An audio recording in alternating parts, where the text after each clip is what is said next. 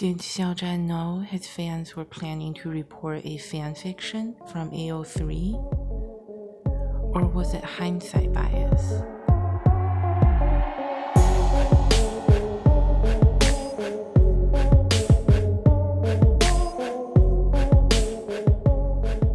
Good afternoon, humans. I am AI Grandma. This is a video on how human nature affects the way we look at Xiaozhan and the 227 incident.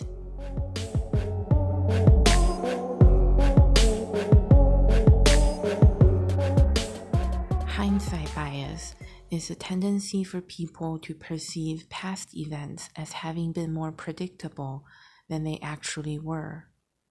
We hear it all the time. I told you this team was going to win. I knew your boyfriend was a player. Always after the fact. It's common sense that people tend to claim they knew it all along, until psychologists started researching it in the 1970s and never stopped. What they learned have so many real-world implications. For example, often radiologists are sued for medical malpractice because they did not detect an abnormality in a radiology image.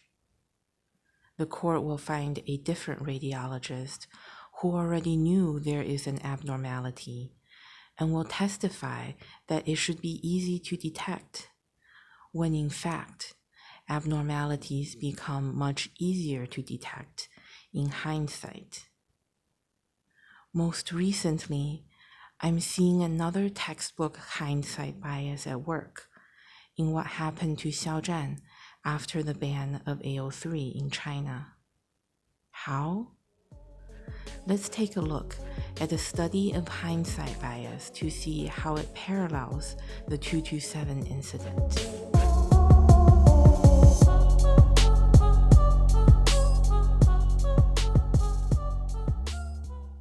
In one study, 3 different groups of participants were read the exact same story. A psychiatric patient told a therapist that he was thinking about harming another person, and the therapist did not warn the other person. The patient ended up attacking this person. Then, each group heard a different ending to the story. The threatened person received serious injuries from the patient, minor injuries, or no injuries. The participants were asked if the therapist should be considered negligent or was his actions reasonable, and if the attack was foreseeable. Participants who heard the serious injuries ending were more likely to find the therapist negligent and also thought the attack was more foreseeable. Participants who heard the minor or no injuries endings were more likely to think that what the therapist did was reasonable and the attack was not foreseeable. We hearing about this study now might even think the results make sense. Well, of course, if a person is seriously injured, then the therapist should get in trouble. Why didn't he warn anyone? The attacker was his patient, so he was responsible. Don't tell me that he didn't know the patient was actually going to act on his crazy thought. Wait a minute. Why does the therapist seem more reasonable to people just because there were only minor injuries or no injuries, when the actions of the therapist was exactly the same in all 3 versions of the story? Why did the attack seem more like it couldn't have been predicted just because the injuries weren't as severe, when events leading up to the attack were exactly the same in all 3 versions of the story? Why was the therapist more punishable in the eyes of the serious injuries group, even though his actions were exactly the same in all 3 versions of the story? Because all humans have hindsight bias, which tricks our minds to be influenced by what we know is the outcome, when to be objective, we should be focused on what the therapist actually did.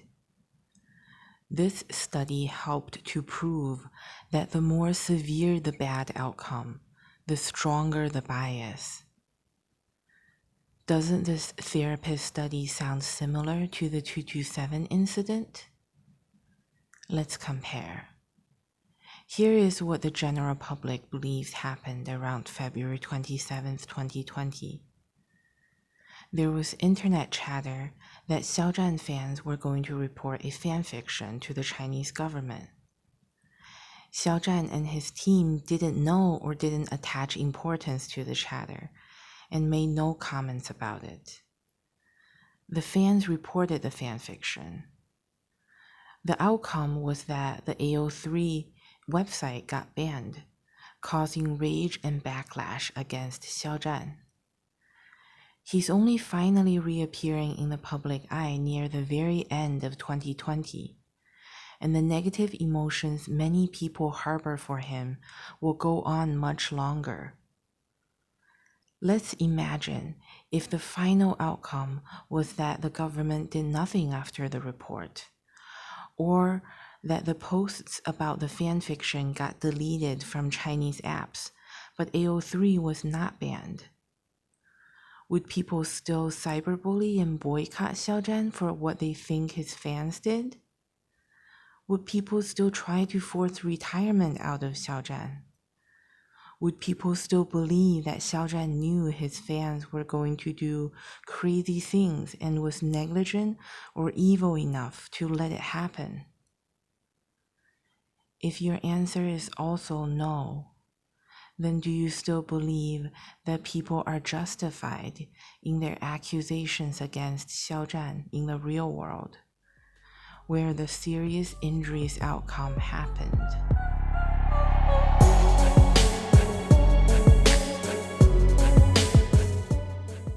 People who accused Xiaozhan are not the only ones with hindsight bias, and to a degree they could not have helped themselves.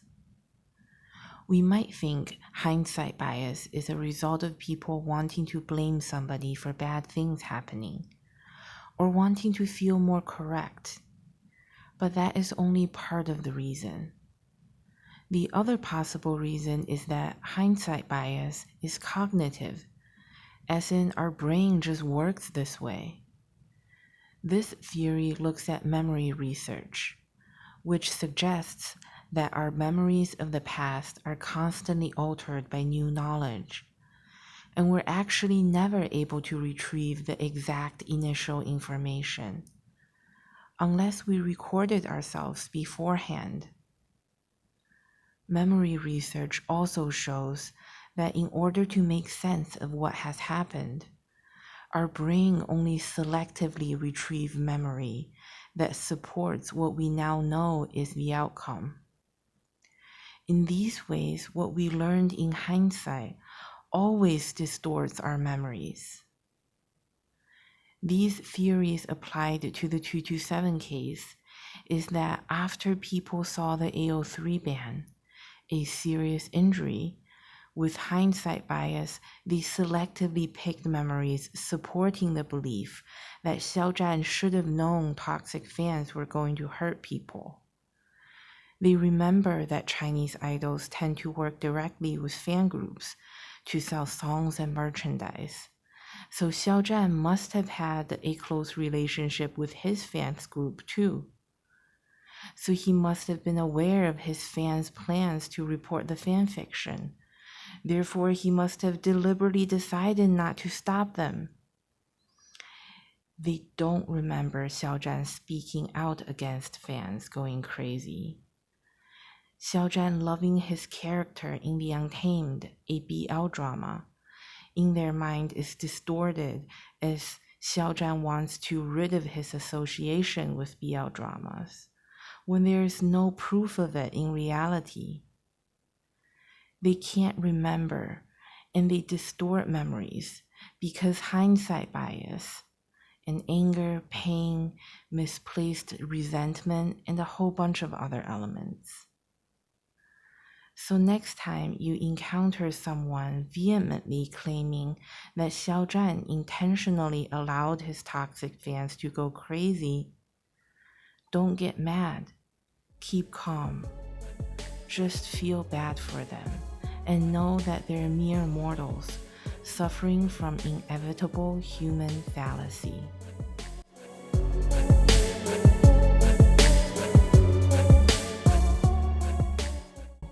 Do we have a chance to be free of this fallacy we're designed to have? Researchers found it impossible to eliminate hindsight bias. Even if we're aware of it and want to fight it, but it can be decreased by considering alternatives and keeping an open mind to different points of view. Going back to the therapist study example, hindsight bias gave people a sense of overconfidence that anyone in the therapist's shoes should have foreseen the attack. Hence, not warning the other person must mean he was careless. As a mental exercise, what are the alternative reasons he didn't warn the other person? Could the patient have made many different threats, and the therapist was busy warning people one by one and didn't warn the attacked person in time? Was the therapist already trying a different method to prevent the patient from harming anyone, but it didn't work? Maybe the therapist consulted his colleagues on the threat, and everyone else was also of the opinion that the patient would not actually attack, and it might cause unnecessary harm to issue a warning. Do we really have proof that the therapist was negligent according to a standard of practice all therapists should follow? Or are there reasonable explanations for his actions? In the case of Xiao Zhan, hindsight bias makes the angry crowd think that Xiao Zhan could have foreseen the reporting, hence not stopping the fans must mean he was uncaring or even intentional. If someone truly hates him, it would be very hard to actively think about how alternative explanations could be right. So again, just as a mental exercise, what are some possible reasons Xiao Zhan didn't scold his fans for planning on attacking fanfiction? Maybe Xiao Zhan was overwhelmed with work and did not know of the newest rumors from one of his fan groups. Could Xiao Zhan's team be only actively working with fan groups during a new song or product promotion and not monitoring fan group movements during other times? Was Xiao Zhan already encouraging fans to stay away from extreme behaviors through his interviews, but it didn't work? Would a celebrity clearly criticizing reporting behavior appear like challenging the government and much more high profile than netizens doing the same? These questions are not meant to take away from any constructive criticism Xiao Zhan should accept. They're not going to make people like him. Thinking about them is only the way to decrease hindsight bias.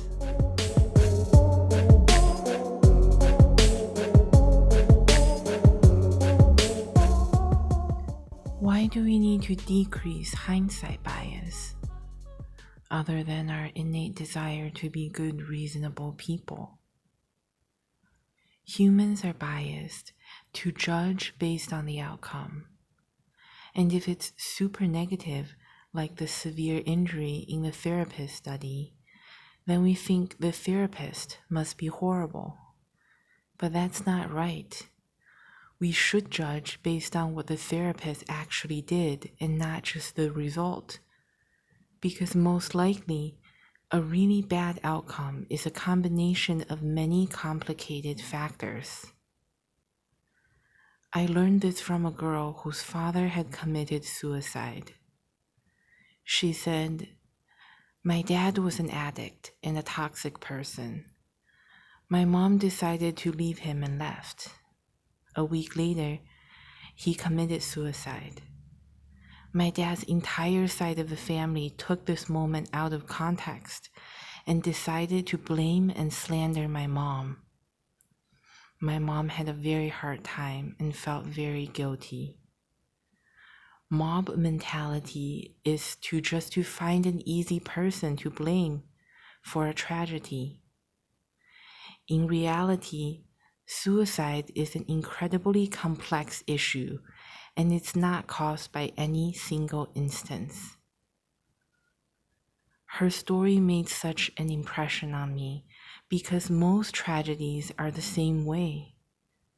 Living without knowledge of our biases or not trying to control them is scary. It does nothing to lessen our own pain, causes pain for others, keeps ourselves ignorant about what's actually going on, and ultimately does not help anyone. So thank you for listening to me talk about hindsight bias and how it played a part in allowing people to convince themselves that after the AO3 ban, that Xiao Zhan was to blame. If I managed to straighten out some hunches you already had, great. If I actually changed some minds, awesome. If you simply wanted to find out more about hindsight bias and how it works in a real-life example, cool. If you think I'm talking nonsense, but still manage to listen to the whole thing, respect. I'd love to hear from all of you in the comments below. As always, love and peace.